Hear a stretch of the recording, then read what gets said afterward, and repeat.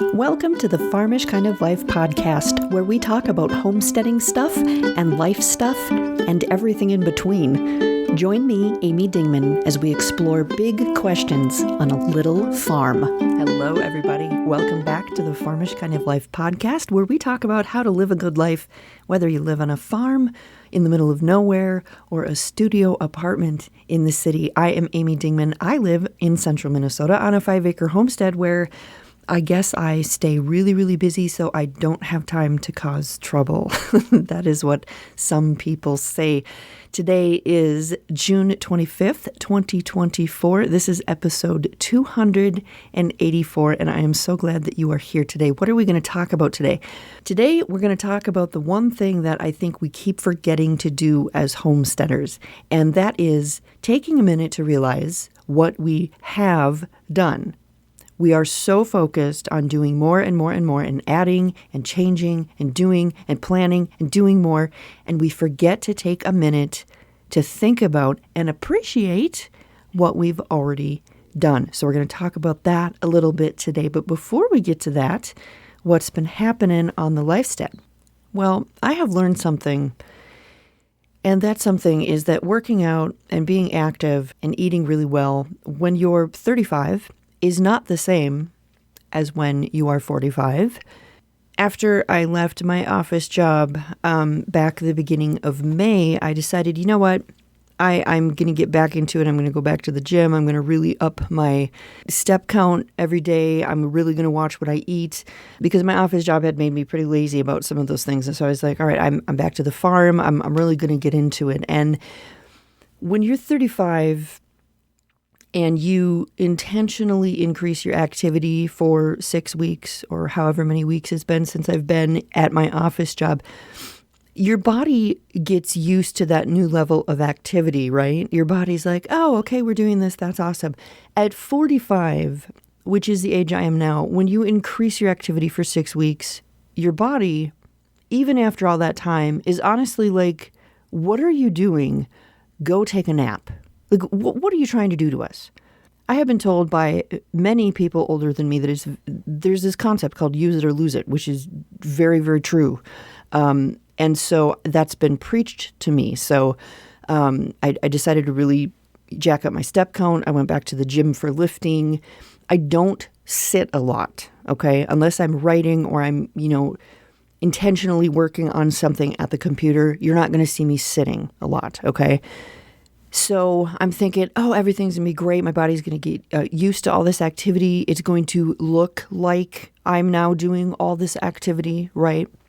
Because for a stretch of time in my late 30s, I was at the gym every day. And you could tell I was at the gym every day, right? So I'm like, obviously, we're going to return to that, right? Okay, this is what I have learned recently. My elders left out the part about working out like you did when you were in your late 30s is not somehow going to make your body become like it was in your late 30s when you're 45. And when you're 45, it is still entirely possible that after being at the gym and then coming home and then working in the garden for a couple hours, you might actually hobble back to the house and look like you're some kind of bridge troll, and then fall asleep on the couch for 2 hours for a little 2-hour nap.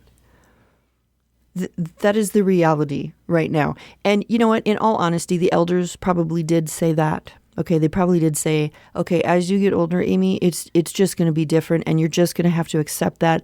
I probably just didn't listen. So I'm just speaking that to all of you. And I know some of you are like, oh, wait till you're 60. Oh, wait till you're 75. Yeah, I know, but I'm not there yet, so I can't speak about that. But there definitely is a change in the body that happens, and you have to wrap your head around the fact that, okay, now we're going to be active and we're going to eat good food because it's good for us, not because we're going to lose 2 gene sizes, okay? And not because we're going to look like we work out all the time like we did years ago when we worked out all the time.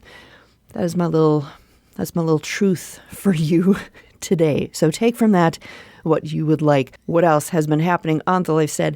I'm going to tell you what, the sweet corn that we planted better be the sweetest and most awesome sweet corn that I have ever tasted, because y'all, Me and that scuffle hoe and a couple other tools have been busting our butt to get rid of the weeds. If you followed me for a while, you know that I love my scuffle hoe. If you don't know what a scuffle hoe is, it's kind of like a hoe. I mean, everybody knows what a hoe looks like, but the end of it isn't solid like a regular hoe. It looks more like a stirrup. It's actually called a stirrup hoe or a hula hoe or a scuffle hoe, okay? Otherwise, use the power of the Googles or whatever search engine you use to find a tool or to find a picture of that. But anyway, so I've been using the scuffle hoe right around the corn, but then we've got all that space in the rows between the corn, which needed to be taken care of. And I wanted something a little bigger than a scuffle hoe or it was going to take me forever. So what I did was we have this old vintage cultivator, okay? It's some people call it a push plow, some people call it a 5-tine manual cultivator, and it's old, okay? It's all metal, there's no wood on it, but it's old, okay? And my husband found it years ago in the rafters of his parents' garage, and he brought it home to our house, and it's been sitting against our house as a decoration for many, many years. And I thought, you know what? I think I'm going to use that. I think I'm going to try that and use it and see how it works. Y'all, it works so well. It is also a lot of work to use, okay? Let's be real here. It's a lot of work to use. It is person-powered, and you will feel it after you've used it. So over the weekend, I went to a graduation party, and I talked with my father-in-law, and I found out that cultivator was his father's, which would be my husband's grandpa, or my grandpa-in-law, I suppose. And he passed away many years before I was even in the picture. But listening to my father-in-law and his brother sit at that graduation party and reminisce about the cultivator and reminisce about all this stuff about, you guys, they had a garden. Their family kept a garden way back when. And that garden was 3 acres, a 3-acre garden. A 3-acre garden. And so they talked about all the stuff they grew and the tools they were using and how hard the kids worked. And it was really cool to hear those stories. And fun fact, the land that was that 3-acre garden is now a Quick Trip. It's now a Quick Trip gas station. So there you go. Progress, right? Okay.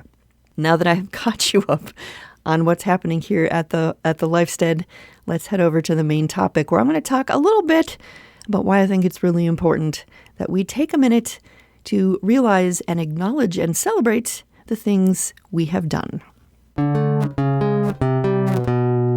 We were sitting around last week after burning a lot of brush. We were finishing up a project that had been waiting for a couple years that we finally got to and finally got done. And my husband said, you know what, we've already finished a lot of projects that have been on our to-do list. We've finished them up this year. And then he was listing them off. And I realized something. I realized that very often we plow through projects without taking a minute to acknowledge that we've actually finished that thing, okay?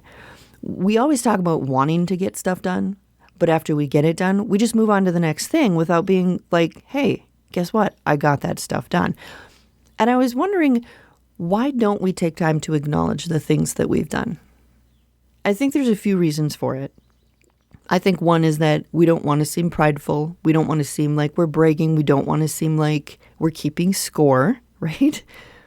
Another reason I think we maybe don't acknowledge the things that we've done is that we don't think it's a big deal. It's not a big deal to us. Whatever, we got it done. Okay, right? Not a big deal.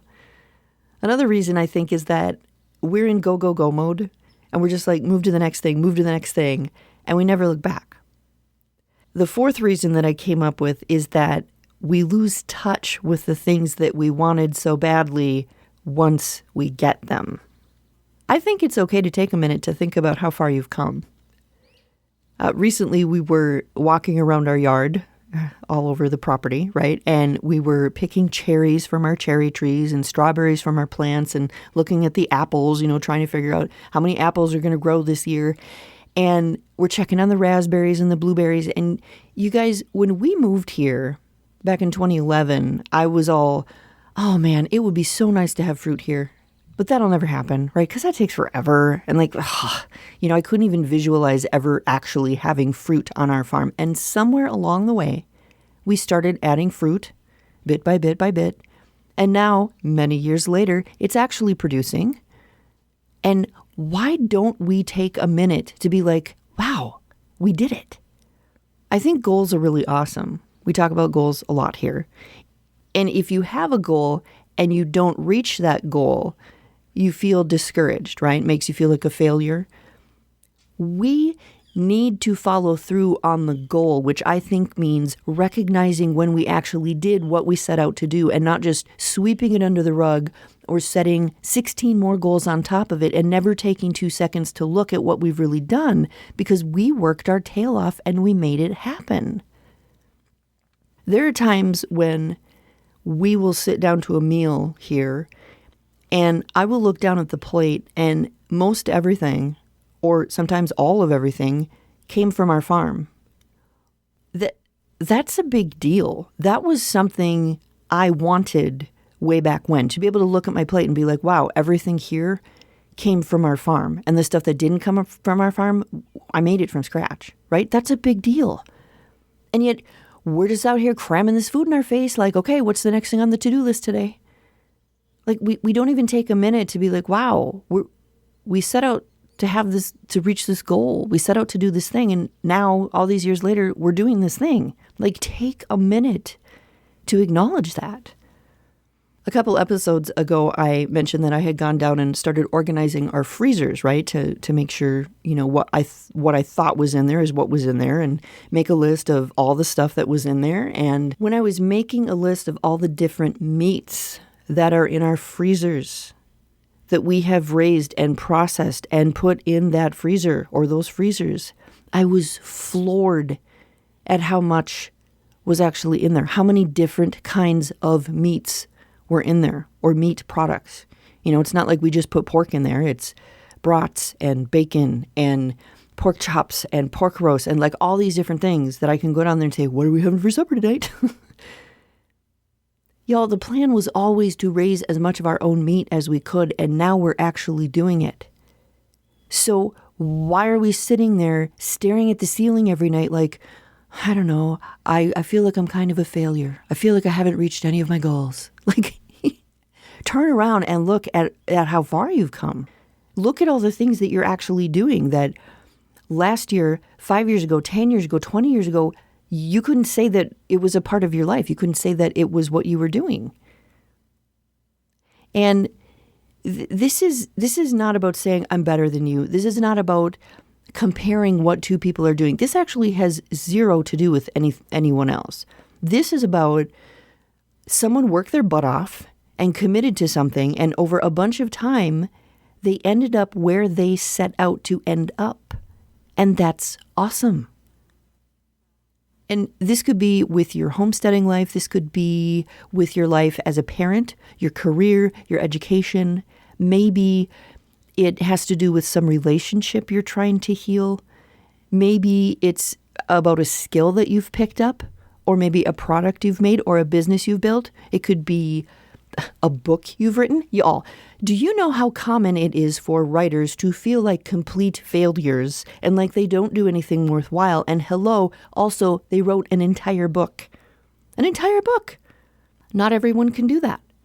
I look at my shelf of books that I have written. I have 9 books currently published. I have 2 more that I released early on, and they are currently unpublished. So that's 11 books, technically. And if someone asks me what I do, I literally have to think really, really, really hard and look down at my feet because I still don't feel worthy of the phrase, I'm an author. It feels wrong to say it. You guys, I currently have 9 books for sale. What the hell else am I if I'm not an author? Like, why do we have such a hard time acknowledging the things that we've done? There is a quote out there that I see sometimes, and I don't remember exactly what the quote is, but I usually see the sentiment about the time I find that I need a reminder. And the quote basically will say something like, right now, someone is dreaming about meeting the goals that you've already forgotten you reached. Ouch. Someone wants a house like you already have. Someone wants kids like you already have. Someone wants space to have a ginormous garden like you already have. Someone wants a goat or a horse or an extra outbuilding or a job with the degree they went to school for, like you already have. Someone wants 2 freezers full of food, like you already have. Someone wants to homeschool, like you're already doing or already did. Someone wants to be able to raise and process all their own meat, like you're already doing. Do you see what I'm getting at? There are ways that we want our life to move forward, right? And we're really excited when it happens, and then we forget about it. Or we don't even realize it happened. We don't realize that the place we are now was set in motion by a lot of other things that happened that we don't even think about after they're in place. And sometimes we don't realize that the things we wanted so badly, whether that was last year or 10 years ago, we don't realize they've actually happened because they happen along with a lot of other things and in between all the other things that we're doing. So, what have you done? What have you actually done? Sit down with yourself, sit down with your significant other, sit down with your family, sit down with someone, and think about those things that you've done. Think about how far you've come. Because it's really easy, especially in the homesteading community, to get caught up in more, do more, add more animals, add more plants, do this thing, learn this skill, all of that. And that's wonderful and important. But we also have to take time to think about how far we've come. Maybe last year you couldn't grow tomatoes. Maybe this year you're looking at your tomato plants going, this is awesome, we're going to have lots of tomatoes. Maybe you've learned a lot about chickens. Maybe you've got a promotion at your job. Maybe you really wanted something for your family and now you have it. And you're thinking, oh, that's right. 5 years ago, I was really just like, every night I was like, oh my gosh, I hope that this happens for our family. And now it happened. And you just moved on to the next thing. So what are those things in your life that have happened? What are those goals that you've met? What are the things that you were talking about? You're like, I want to get shit done. And you got shit done. What are those things? Talk to each other about that. I would love it if you would email me and let me know. Amy@afarmishkindoflife. Let me know. Or find me on social media. I would love to know, what are the things that you have actually done? And don't tell me, oh, you might not think this is a big deal. Nobody else gets to decide what's a big deal. Okay? If it's a big deal to you, it's a big deal. If it means something to your family, it means something to your family. If it's a goal that you wanted to meet, it's a goal you wanted to meet. And that's important. That's a big deal. All right. So that's what I have for you today. I hope that will help you at some point in this week. I hope it gives you something awesome to think about and something awesome to talk about with the people around you. Don't forget to head over to Facebook and join the Get By Guys and Gals group. You can find the link for that in the show notes if you'd like. You can also head to my bonfire store and pick up a Farmish shirt if you would like. The link for that is also in the show notes. Thank you so much for hanging out with me today, you guys, and I will talk to you again soon. Hope you enjoyed the show today. To continue the conversation, visit our website at afarmishkindoflife.com. Find A Farmish Kind of Life on social media or drop me an email at amy@afarmishkindoflife.com. Peace, love, and bacon, y'all. Stay farmish.